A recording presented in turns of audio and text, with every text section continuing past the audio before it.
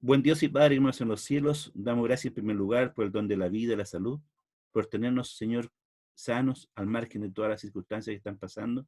Creemos, Señor, que tu paz, tu bendición nos pueda guiar en cada momento y que esta clase también pueda servir para el aprendizaje de cada alumno aquí presente. Que tu paz, tu bendición esté siempre con nosotros. Te lo pido en el santo nombre de Cristo Jesús. Amén. Bien, jóvenes, quiero empezar con una imagen que para mí es muy significativa, que es la imagen de la libertad, ¿ya? La libertad para mí es algo fundamental porque a partir de la libertad nosotros podemos luchar por nuestra dignidad. Yo quiero a continuación mostrarle a ustedes que en este proceso de construir una nación, de construir un Estado, ¿verdad? Nosotros tenemos que siempre tener en consideración que el hombre y la sociedad en general siempre está luchando por una lucha por la libertad, ¿ya? Y esa libertad obviamente conduce a la dignidad del ser humano. Y cuando el hombre logra, ¿verdad?, alcanzar la dignidad, puede desarrollarse como persona en los diversos ámbitos del quehacer humano. Por lo tanto, la libertad, como acabo de mencionar, la libertad es fundamental en este proceso que nosotros estamos estudiando de la unidad número 1, que en el texto de estudio aparece como la número 2, pero para nosotros es la 1, ¿ya? Para que tengan claro. La unidad 1, que entre paréntesis dice unidad 2 en el libro, va de la página 68 a la página 131. Es allí donde nosotros estamos estudiando, de la página 68 a la 131. Ya esos son los contenidos que nosotros estamos estudiando. ¿Ya? ¿Les quedó claro? Página 68 a la 131. Nos estamos guiando por el texto para que así es más fácil para ustedes y también para mí, para que una vez que volvamos al colegio, ¿verdad?, podamos hablar de la libertad, podamos hablar de la construcción del Estado-Nación sin mayores problemas y ustedes ya hayan tenido la materia al menos comprendida, al menos desarrollada y más aún apoyada en la guía que se le han enviado. Así que ahí tenemos más o menos el panorama completo. El objetivo de la clase de hoy es poder analizar documentos históricos que nos explican el proceso histórico, ya que estamos estudiando, ya, de la unidad número 1. Por lo tanto, es fundamental saber que en este proceso de estudio vamos a encontrar algunos documentos que son muy importantes y que son de primera fuente, porque son los propios protagonistas los que hacen alusión a algunas expresiones que van en función de qué, nuevamente en función de la libertad, ¿ya? Sabemos que lo que está de fondo es la formación del Estado-Nación, ¿ya? O de la Nación-Estado, como ustedes lo quieran denominar, ¿verdad? Ese es el proceso que nosotros estamos estudiando. Desde los grandes pensadores del siglo XVIII, pasando, ¿no es cierto?, a los inicios del siglo XIX, con el proceso de independencia. Y una vez concluido el proceso de independencia, comienza la organización de la República. Por lo tanto, ya comienzan a haber una serie de expresiones y de ideas que van tratando de buscar un camino para que nuestro país y los países latinoamericanos puedan reorganizar su organización, o sea, puedan organizar el ámbito político, económico, social, cultural, religioso. Y eso no es una tarea fácil, por lo tanto, es un proceso más o menos largo. Poco después del proceso poco después de la caída de Napoleón, que es más o menos paralelo, ¿no es cierto?, al proceso de independencia de las colonias hispanoamericanas, algunos reyes, emperadores se reunieron, ¿verdad?, en Viena y establecieron que era bueno nuevamente restablecer el antiguo imperio, el antiguo sistema o la antigua monarquía absoluta. Pero como ya nosotros ya la sociedad ya conocía algunos principios importantes como la igualdad, la libertad, la fraternidad, la soberanía popular, todos aquellos principios que ya se estaban en la mente de los criollos, de los patriotas, ya la sociedad no está dispuesta a volver a una monarquía absoluta, sino que comienza a luchar por lograr algunas libertades y poder retomar un sistema republicano. El sistema republicano se caracteriza por la participación, por las elecciones populares, ¿verdad?, por una constitución, en fin, hay hartos elementos que hacen la diferencia entre una monarquía absoluta y una república. Obviamente que a nosotros, obviamente si a usted le dijeran en qué sistema le gustaría vivir, en una monarquía absoluta o en una república, lo más lógico sería que nosotros dijéramos en una república, porque tenemos la posibilidad de la participación, de elegir y ser elegido, y las leyes están claras, están escritas en primer lugar, ¿ya? En una monarquía no están escritas, o están escritas de acuerdo a la voluntad del rey o soberano. Bueno, afortunadamente este tema de restaurar el antiguo régimen fracasa a través del tiempo, pero, pero para poder lograr llegar a una república hay que luchar, y se producen varias revoluciones en los años 30, en los años 40, 1830, 1840, por ahí más o menos en ese periodo, hasta que se logra legitimar una república, ¿ya? Y pareciera extraño que recién en el año 1870, 1871, 1872, hablemos de la República Española, por ejemplo. Imagínense, costó mucho, ¿verdad?, llegar a una república. Bueno, nosotros después de la independencia, del proceso de independencia en 1823, ya estamos hablando de una república, ¿ya? Estamos hablando de un periodo de organización política, de ensayos constitucionales, de aprendizaje político, como lo hemos señalado anteriormente, hasta el año 30, cuando se produce la batalla de Lircay, donde triunfan los conservadores o pelucones, y comenzamos con la República Conservadora, encabezada por don Diego Portales, como el gran ideario de esta política, de esta República Conservadora, con la Constitución de 1833, también muy conservadora, ¿verdad? Hasta que llegamos más adelante, ¿no es cierto?, llegando a los años 60, cuando comienza la República Liberal, ¿ya? Recuerde que estamos siempre entre lo liberal y lo conservador. Ese es más o menos el proceso histórico que se va dando en nuestro país. Y en general en el mundo. Si nosotros vemos el caso de Estados Unidos, esto hoy en día es así, ¿verdad? Tenemos los republicanos por un lado, que son los conservadores, y tenemos los demócratas por otro lado, que son liberales, ¿verdad? Hoy en día tenemos un presidente en Estados Unidos que es conservador, ¿ya? Bueno, y así sucesivamente. A través de la historia, el ámbito político se maneja entre la izquierda y la derecha, y también el centro, pero generalmente se tiende hacia el centro, hacia la centro izquierda o hacia la centro derecha, y la centro izquierda representada por los liberales y la centro derecha representada por los conservadores. Más o menos ese es el panorama que se da a nivel mundial dentro de estas democracias que tenemos, democracia representativa, presidencialista y democracias electorales que tenemos en el mundo, ¿verdad? Pero lo que nosotros vamos a tratar de buscar algunos documentos que hablan precisamente de la libertad, ¿ya? Y lo contrario a la libertad es la esclavitud. Y tenemos que reconocer que en el siglo XIX había esclavitud. Incluso en Estados Unidos, a fines del siglo XIX, todavía había esclavitud, ¿ya? Y en nuestro país también hubo esclavitud. Por lo tanto, lo que busca los líderes de esta época, los líderes ilustrados, los que tenían el pensamiento ilustrado en su cabeza, el pensamiento de Voltaire, de Montesquieu, de Rousseau, era lograr la libertad, ¿ya? Y si logramos la libertad, podemos luchar por nuestra dignidad, podemos luchar por la igualdad entre nosotros. Es decir, la libertad es el principio de todo, ¿verdad? Es el inicio de la realización del ser humano. Quiero yo llevarlo a algunos documentos, solamente voy a resaltar algunas cosas, no todas. Por ejemplo, estas son fuentes primarias. Por ejemplo, a mí me gusta mucho lo que dice Simón Bolívar, uno de los próceres del proceso de independencia, ¿verdad? No solamente de Venezuela, sino que de toda Hispanoamérica. Y dice lo siguiente: la atroz e impía esclavitud cubría con su negro manto la tierra de Venezuela, ¿ya? Y nuestro cielo se hallaba recargado de tempestuosas nubes que amenazaban un diluvio de fuego. La esclavitud rompió sus grillos y Venezuela se ha visto rodeada de nuevos hijos, de hijos agradecidos que han convertido los instrumentos de su cautiverio en armas de libertad. Hermosas palabras y muy significativas de este gran prócer conocido, ¿verdad?, en la historia como Simón Bolívar. Pero también tenemos otros pensadores también que dicen lo siguiente. Miren, para todos es el derecho a no estar sometido. ¿Qué es la libertad? Para todos. La libertad es para todos, ¿ya? Pero ¿cuál es la definición que le da a este personaje llamado Benjamín Constant? Ya el año 1819, periodo intrínseco, ¿verdad?, de lo que es el proceso de independencia, ¿ya? 1819 estaba gobernando Bernardo Higgins, pero todavía estamos en el proceso de independencia, ¿ya? 1823 podríamos decir por ahí, ya que nosotros finaliza el proceso de independencia a partir de 1810 a 1823. Pero este filósofo y político francés llamado Benjamin Constant dice en París el año 1819: sobre la libertad, la palabra libertad.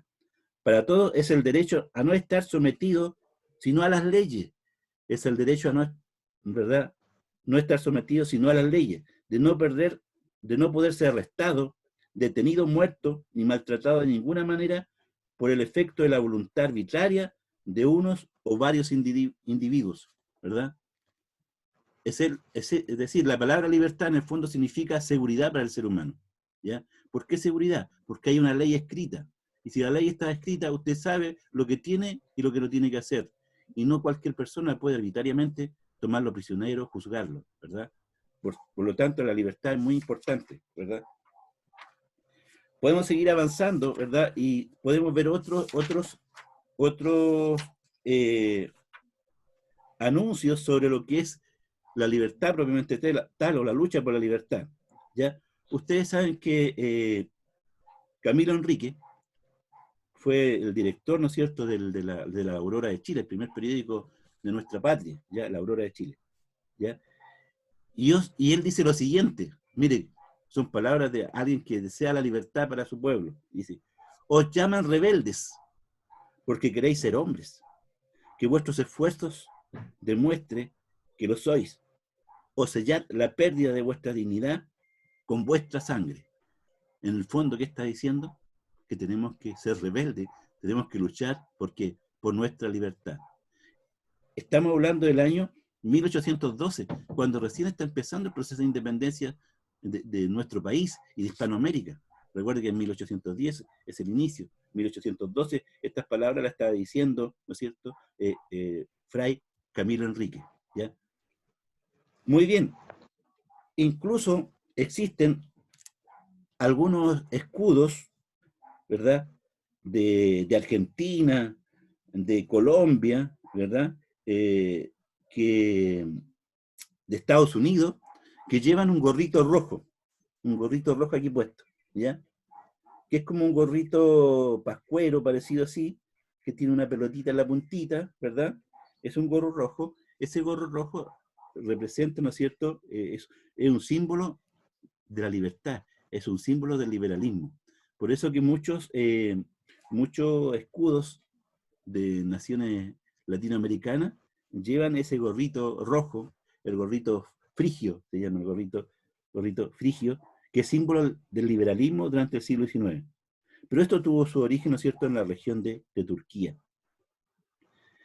Desde ese lugar pasó al Imperio Romano, donde se convirtió en el distintivo de los esclavos que habían sido liberados, ¿ya? Entonces este gorro frigio, que lo tienen algunos escudos de algunas naciones de Latinoamérica, representa la abolición o el fin de la esclavitud. Por eso que está diseñado, ¿no es cierto?, en estos escudos, ¿ya? Muy bien. Vamos a analizar algunas cosas importantes. ¿Qué es lo que se busca en este periodo? Se aboga se busca la división de los poderes como esencia del sistema constitucional, ¿ya? Recuerden que nosotros tenemos una constitución, ¿ya? Tenemos una carta fundamental. Esa constitución, esa carta fundamental, aboga la separación de los poderes del Estado para que estos poderes actúen por forma separada y no queden en manos de una sola persona, ¿ya? Por eso es importante la separación del poder ejecutivo, legislativo y judicial. En un sistema de gobierno democrático, estos tres poderes tienen que actuar por separado, ¿ya? Cada cual tiene su importancia. Muy bien. Se aboga por la división de los poderes como esencia del sistema institucional. Se argumenta en favor de la tolerancia religiosa y de un Estado fuerte que contrasta con el poder exorbitante de la Iglesia. Ya, la Iglesia Católica tenía gran poder en este periodo de la historia, pero también había gente que ya era protestante. Recuerde que la reforma religiosa fue en el siglo XVI. Por lo tanto, había personas que tenían pensamiento cristiano, pero protestante, ¿ya? Pero sin embargo, la Iglesia Católica era muy poderosa acá en nuestro país y en toda Latinoamérica.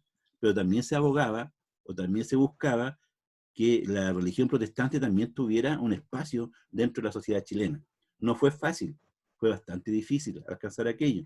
Podríamos decir que recién en el año 1925 se logra, ¿no es cierto?, la libertad de culto en nuestro país. Es decir, que la Iglesia protestante y la Iglesia católica pueden funcionar en forma conjunta sin mayor problema, ¿ya? Muy bien. Y vamos avanzando con muchos documentos históricos de primera fuente pasamos por la cultura burguesa, que fue la clase anterior, ¿verdad? Vamos viendo que se va formando la nación, ¿ya? Se forma la nación propiamente tal, se forma el Estado con sus dificultades, con sus problemas, avanzamos, ¿verdad? Y llegamos a la unificación italiana, a la unificación alemana, para que ustedes se den cuenta que el tema de la formación de una república no fue fácil. Ya en el año 1870, recién estamos hablando de la República Italiana, de la República Española, de la unificación alemana. Es decir, no fue un proceso fácil, ¿ya? ¿Ya? Entre medio de todo este proceso hay revoluciones, ¿ya? Hay muchos debates también sobre qué tipo de gobierno asumir, ¿verdad? Acá en Latinoamérica, ¿ya? Y empezamos a avanzamos, ¿verdad? Y llegamos nuevamente al tema de la religión. Llegamos nuevamente al tema de la religión. Se está luchando por las libertades políticas, económicas, sociales, pero también se está luchando por la libertad religiosa. Este proceso, como dije anteriormente, no es fácil, ¿ya? Y mire lo que decía una persona, Juan Egaña, decía el año 1817, en pleno proceso de independencia de nuestro país, decía lo siguiente: la multitud de religiones en un solo estado conduce a la irreligión. Y esta es la tendencia de nuestro siglo. O sea, si había más de una religión, no era bueno, era malo. Se podía destruir, ¿no es cierto?, la gente, el Estado, y además la gente podía convertirse en vez de religiosa, en personas irreligiosas, o sea, sin religión. Dos religiones en un Estado conducen a una lucha que debe concluir con la destrucción del Estado, o de uno de los dos partidos religiosos. Es decir, no pueden convivir una religión con otra. O se destruye el Estado, o una de esas religiones se va a destruir. Esto lo decía Juan Egaña, ¿ya? Una persona importante, ¿verdad?, del proceso de independencia de nuestro país, ¿ya? Una persona ilustrada, una persona con conocimiento, pero sin embargo está en contra de la libertad religiosa, claramente. La uniformidad de religión es el medio más eficaz de consolidar la tranquilidad en las masas de la nación. O sea, tengamos religión, pero una. En este caso, la religión católica, ¿ya? Y ninguna otra. Obviamente que eso atenta contra la tolerancia religiosa, ¿verdad? O contra la libertad de culto, ¿ya? Como ven ustedes, no es un proceso fácil de llevar adelante, ¿ya? Tenemos el fin de la guerra civil en 1829, aparece la figura de Diego Portales y aparece, ¿no es cierto?, la Constitución de 1833 con amplias atribuciones, pero es una constitución autoritaria, ¿ya? Autoritaria porque Diego Portales era autoritario, ¿ya? De hecho, Diego Portales apoyó con su riqueza, con su dinero, apoyó al grupo conservador, o sea, a los pelucones, y gracias al apoyo financiero que él le otorgó y otras artimañas, los pelucones triunfaron en la guerra civil de 1829-1830, ¿ya? Y por lo tanto él siguió siendo protagonista durante la República Conservadora, que va del año 1831 a 1861. Son tres décadas, ¿verdad?, de un gobierno conservador. Y vamos avanzando rápidamente, ¿ya? Dentro de este periodo de la República Conservadora también tenemos la guerra contra la Confederación Perú-Boliviana, ¿verdad? Esta guerra no finalizó a favor de nuestro país, ¿ya? Una guerra contra Bolivia y Perú, contra la Confederación Perú-Boliviana, ¿ya? Pero finalmente esta guerra termina a favor de nuestro país. Nuestro país no gana territorio, ¿ya? Sí, lo que logra es que se mantiene nuestra frontera. Recuerde que el general Andrés de Santa Cruz pretendía restaurar el antiguo imperio inca, y eso obviamente afectaba a nuestro territorio y afectaba a nuestro país que recién se estaba formando. Afortunadamente nuestro país ganó esa guerra, ¿verdad? Y se consolida nuestra frontera, ¿ya? Muy bien. Seguimos avanzando. Obviamente que se busca también que haya un despegue económico, ¿ya? Hay un ordenamiento de la finanza, una reforma tributaria, impulso a la inmigración y el crecimiento hacia afuera, la importancia del Estado. Es decir, se busca que llegue gente de otros países para que también nos puedan ayudar en el proceso de desarrollo de nuestro país, ¿ya? Hay un crecimiento hacia afuera. El crecimiento hacia afuera significa que Chile se convierte en un país exportador de materias primas, ya sea trigo, ya sea salitre, ya sea cobre, ¿verdad? Eso es lo que vende nuestro país, por lo tanto hay un crecimiento económico hacia afuera, ¿ya? Muy bien. Seguimos avanzando, ¿ya? Llegamos al gobierno de José Joaquín Prieto, el gobierno de Manuel Bulnes y el gobierno de Manuel Montt, que son los tres gobiernos conservadores, ¿ya? ¿Ya? Muy bien. No olvidemos que en este periodo de la historia no todas las personas podían votar, solamente votaban aquellos que tenían un bien raíz, ¿ya? O una renta equivalente que le diera cierta importancia económica dentro de la sociedad chilena para poder votar. Hoy en día no es así, hoy en día existe el voto universal, todas las personas pueden votar, ¿ya? Y obviamente no tenemos que olvidar que el voto en nuestro país es un voto voluntario, no es un voto obligatorio, ¿ya? ¿Qué más? Podemos seguir avanzando en la historia, ¿ya? Y llegamos, ¿no es cierto?, a algunos antecedentes históricos importantes que ustedes tienen que también tener en consideración. También se trata de dar que el sistema educacional sea importante en nuestro país, se comienza a que la población pueda tener acceso a la educación. Generalmente eran algunos municipios, podríamos decir, de la época, la Iglesia Católica, la que levantaba alguna escuela, o en el campo los hacendados también levantaban alguna escuela para que los niños pudieran estudiar. Pero el analfabetismo era bastante alto, ¿ya? La gente que era ilustrada, la gente que sabía leer y escribir, era un porcentaje muy reducido.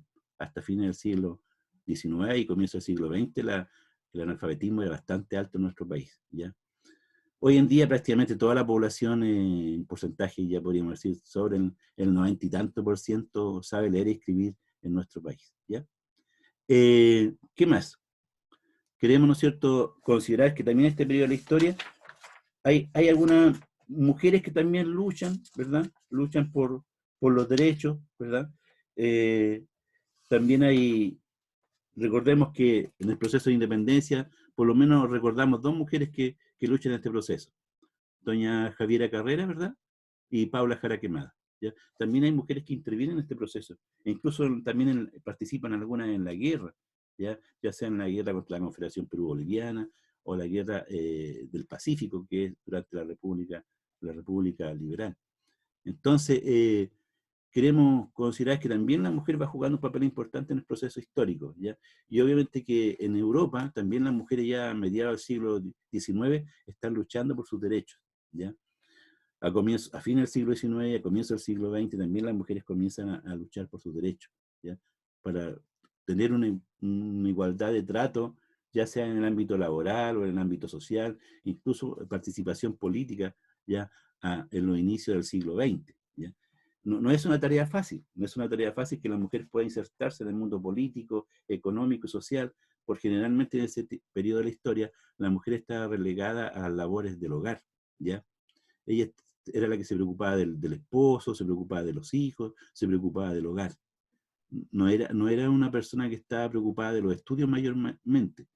Pero así y todo, algunas lograron salir adelante y triunfaron en la educación, incluso en la salud, en la política posteriormente, algunas participaron, y eso es importante también tener en consideración, ¿ya? En las revoluciones que se dieron en Europa también algunas mujeres participaron activamente, ¿ya? Incluso algunas perdieron la vida en esta lucha por poder inculcar y llevar adelante las ideas liberales y poder tener mayor participación dentro de la sociedad. No fue una tarea fácil para las mujeres también en esa época. Y obviamente lo que nosotros como país buscamos en este periodo de la historia también es consolidar nuestra frontera, ¿ya?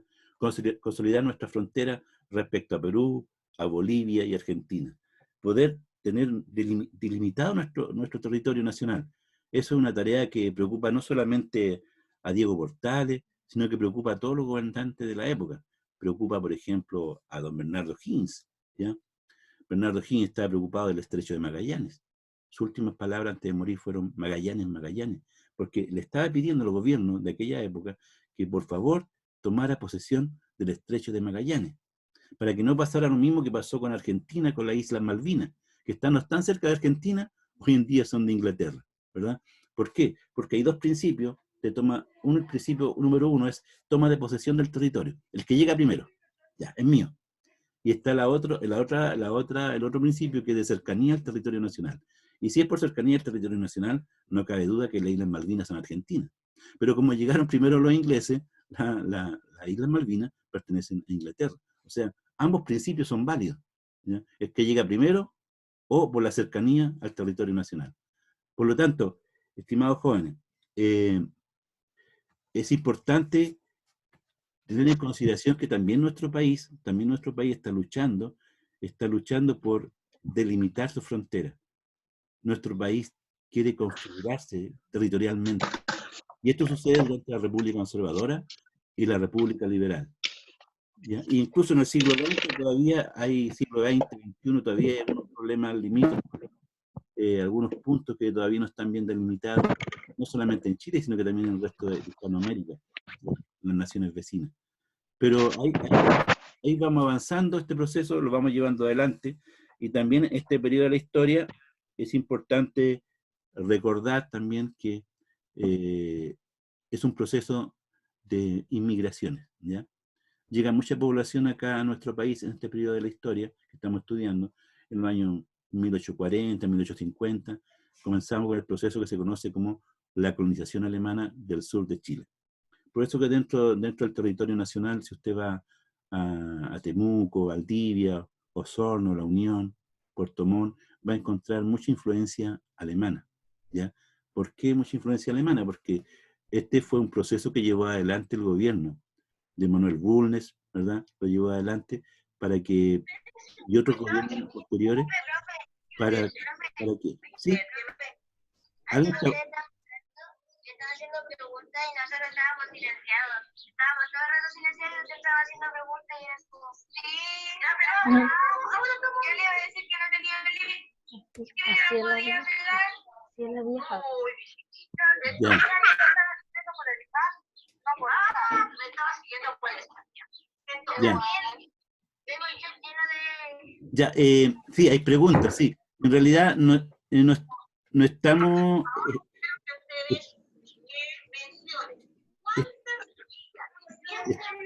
estamos haciendo... Estamos... Escucha mal, queremos la corrección. Estamos en un repaso general, ¿ya? Estamos en un repaso general, ¿ya? Para que ustedes... ¿ya? Estamos en un repaso general, ¿ya?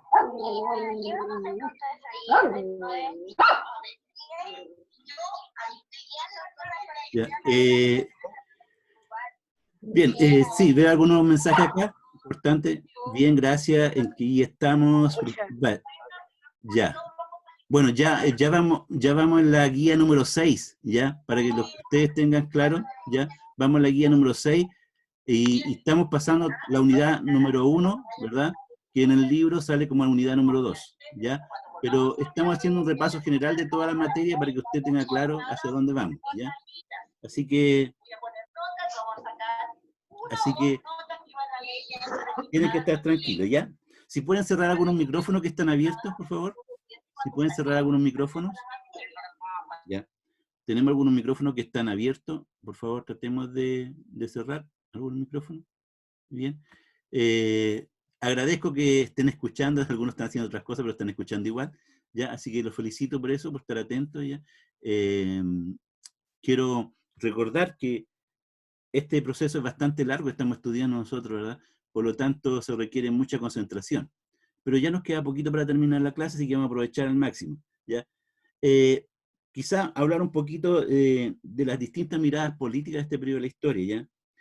Como ustedes bien saben, el aprendizaje político en este periodo de la historia no es muy grande, ¿ya? Ya terminando el proceso de independencia en el año 1823, cuando Bernardo Higgins renuncia, abdica, deja el cargo y se retira a vivir a Perú, viene un periodo de aprendizaje político que nosotros obviamente somos débiles en ese aspecto, no era una fortaleza del desarrollo político. Por lo tanto, aparecen algunas miradas o facciones políticas, podríamos decir, de aquella época, ni siquiera grupos políticos, ni tendencias políticas, sino unas miradas políticas, ¿no? O facciones, y los que más hemos conversado nosotros son los pelucones. Los pelucones tienen una mirada más conservadora del desarrollo de la política, y no solamente el desarrollo de la política, sino el desarrollo de la sociedad chilena, ¿ya? Son más conservadores, ¿ya? Ellos piensan en un gobierno fuerte, centralizado, ¿ya? Y ahí está, ¿no es cierto?, Juan y Mariano Egaña, Recuerde que Juan Egaña era uno de los que estaba en contra de la libertad religiosa, la libertad de culto, y decía que solamente tenía que existir una sola religión. En ese sentido, la única religión que podía existir era la religión católica, ¿ya? Pero también están los partidarios de O'Higgins, los o'higginistas. Buscaban el regreso de O'Higgins, querían que O'Higgins regresara nuevamente a nuestro país después de haber renunciado, de haber abdicado, ¿ya? Recuerden que O'Higgins renunció por varios motivos, que tuvo problemas con la aristocracia, tuvo problemas con la Iglesia Católica, y para evitar una guerra civil también, ¿ya? Recuerden que Ramón Freire venía desde el sur avanzando hacia Santiago, y eso obviamente iba a desencadenar una guerra civil, lo cual es lo peor que le puede pasar a una nación, a un país, sobre todo recién cuando está empezando su proceso de independencia, ¿ya? Están los estanqueros. Este grupo estaba compuesto por comerciantes, ¿ya? Que también buscaban la estabilidad política y económica, y aquí destaca principalmente la figura de don Diego Portal. A los estanqueros les interesaba, ¿no es cierto?, llevar adelante el comercio, la actividad comercial. No estaban preocupados mayormente por otras cosas y querían que el gobierno fuera estable, tranquilo, cosa que ellos puedan hacer sus negocios tranquilamente. Y eso es lo que buscaba, ¿no es cierto?, don Diego Portales. Y obviamente están los pipiolos. Los pipiolos eran los liberales. Ellos querían mayores libertades, ¿ya? Podríamos decir que ellos eran los que se acercaban más a la idea de libertad que estamos estudiando en este momento, ¿ya? Eran los pipiolos los que se acercaban más a la idea de libertad de Simón Bolívar, de Camilo Enrique, de Francisco de Miranda, en fin, eran los que estaban más cercanos a las ideas liberales, eran los más cercanos a la libertad propiamente tal. Pero sin embargo había otro grupo que era más conservador y que no estaba dispuesto a que las cosas cambiaran tanto radicalmente. Querían que las cosas siguieran iguales, por intereses políticos, por intereses económicos, por mantener su estatus, en fin, ya no estaban dispuestos a transar mayores libertades. Y ahí estaban, ¿no es cierto?, los pelucones, los estanqueros. Y los pipiolos, ¿verdad?, eran los que, obviamente, eran los que tenían mayor conocimiento, eran personas más ilustradas, que luchaban por la libertad, luchaban por la igualdad, luchaban por la fraternidad, luchaban por la soberanía popular, luchaban por una república. Sin embargo, se encontraban con la oposición de los pelucones. Y finalmente los pipiolos son derrotados. Si no, la república liberal hubiera comenzado antes, si en vez de triunfar los pelucones, hubieran triunfado los pipiolos, ¿verdad? Tuvo que esperar 30 años para tener una república liberal y poder luchar por la libertad, por la igualdad, por la fraternidad, ¿verdad?, entre los pueblos y buscar el bien común a través de los movimientos liberales, ¿ya? Y estaban los federalistas también. Había un grupo que eran los federalistas. Este grupo buscaba que nuestro país, largo y angosto, se convirtiera en un país federado. Al igual que Estados Unidos. Ustedes saben que Estados Unidos tiene varios estados, más de 50 estados, por lo que entiendo, ¿verdad? Y ellos también querían acá que Chile se dividiera en estados, es decir, que cada estado tuviera su gobernador, sus propias leyes, sus propias normas, y marchar en forma independiente del poder central, ¿ya? Esa idea, ¿verdad?, se dieron el año 1826 a través de una constitución federal, ¿ya?, de una república federal que se trató de establecer allí, pero falló, no resultó finalmente. Quizás por el mismo hecho de que nuestro país sea muy largo y muy angosto, se hace complejo tener un país dividido en federaciones, un país dividido en estados, ¿ya? Yo sé que algunos lo hacen, algunos países que son grandes, por ejemplo, Brasil, Argentina, Estados Unidos, porque son países como más anchitos, por lo tanto se pueden configurar de mejor forma como países, ¿no es cierto?, como pequeños estados dentro del mismo país, ¿ya? Y eso también se trató de hacer, ¿ya? Y obviamente aquí hay una figura preponderante en este periodo de la historia que obviamente don Diego Portales, que era partidario de los estanqueros, y que además con los estanqueros también se unieron con los pelucones. Entre pelucones y estanqueros se unieron y finalmente derrotaron a los pipiolos, ¿ya? Recuerden que don Diego Portales aportó con su dinero, con sus riquezas, que era un comerciante, para que tuviera mayor poder el ejército pelucón, el ejército conservador, y pudiera derrotar al ejército liberal, ¿ya? Finalmente se logró, y aquí vemos algunos pensamientos, por ejemplo, de Diego Portales. Decía, ¿qué quiere Diego Portales? Un gobierno fuerte, centralizado, cuyos hombres sean verdaderos modelos de virtud y patriotismo, y así enderezar a los ciudadanos por el camino del orden y de las virtudes, ¿ya? Eso buscaba, ¿ya? Cuando se hayan moralizado, o sea, por lo visto, para don Diego Portales, los ciudadanos chilenos no eran muy morales, no no estaban muy moralizados, ¿ya? Él decía lo siguiente: venga el gobierno completamente liberal, libre y lleno de ideales, donde tengan parte todos los ciudadanos, ¿ya? Es decir, en otras palabras, Diego Portales está diciendo, no, el pueblo chileno no está preparado para un gobierno democrático, no está preparado para un gobierno liberal, por lo tanto queremos un gobierno fuerte, centralizado, que ponga la mano dura, ¿ya? Y punto, ¿ya? Y obviamente que eso también está muy relacionado con los intereses políticos y económicos que él también tenía en este periodo de la historia. Recuerde que él era un comerciante, por lo tanto también, si él lograba estabilizar el gobierno, su comercio podía fluir en forma más libre y no tener barreras arancelarias ni mayores impuestos, porque el gobierno que estaba de turno era un gobierno que él mismo había apoyado para que lograra el triunfo sobre los pipiolos, ¿verdad? Entonces, por eso que se establece una república conservadora con tanta facilidad el año 1831, ¿ya? Ahora, ¿qué es lo que buscaban los pipiolos? Si nosotros vemos el caso de los pipiolos ¿qué buscaban? Dice, eliminar o fiscalizar los monopolios, como era el tabaco controlado por Diego Portales. El único que podía vender tabaco era don Diego Portales, ¿ya? Tenía el monopolio comercial, ¿ya? Entonces, los pipiolos que buscaban, eliminar, ¿verdad?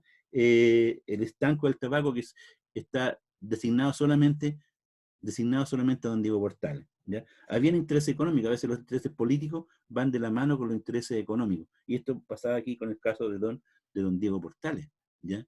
Entonces, cuando nosotros vemos esta parte, la otra parte de la historia, nos explicamos por qué don Diego Portales estaba tan preocupado de que los pelucones ganaran la guerra, ¿ya?